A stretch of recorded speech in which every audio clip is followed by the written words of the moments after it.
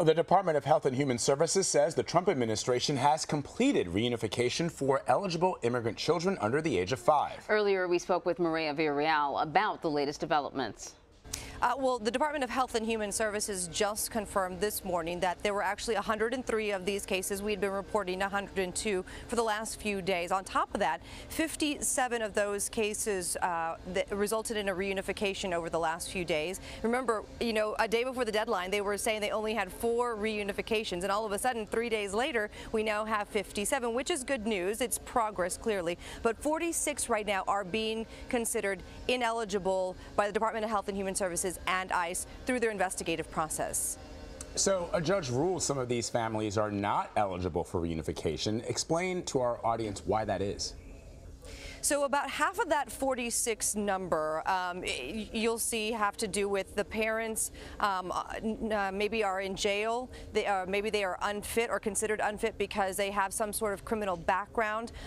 Some of them actually were found out to be not to be the parents or a close familiar family connection.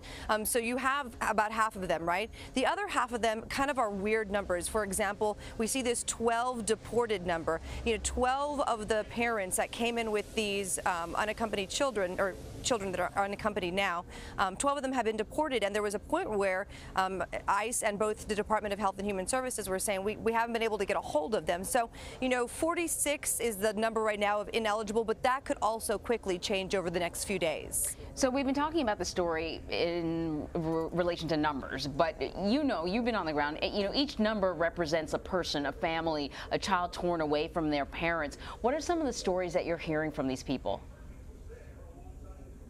You know, we spoke with 3 fathers yesterday that were just reunited here in El Paso, one that we actually rode with him to the airport. I mean, he talked about being detained for 27 days without his little girl. I mean, the most amazing part was even hearing about the journey beforehand, what they did to get here. They paid a coyote to cross them through Mexico, and they had this, you know, a very risk-filled journey. And then when they actually got to the port of entry in Piedras Negras, it was interesting to hear him say he waited for 5 days sleeping in a shelter with his daughter. For 5 days he tried to go back to the port of entry and ask for asylum. He said, at one point, I just think that the agents got tired of seeing me and let me come in and make my request. A few days later, he was separated from his daughter. He said, I had no idea where she was for almost 10 days, and while I was detained for nearly a month, I got one phone call with her.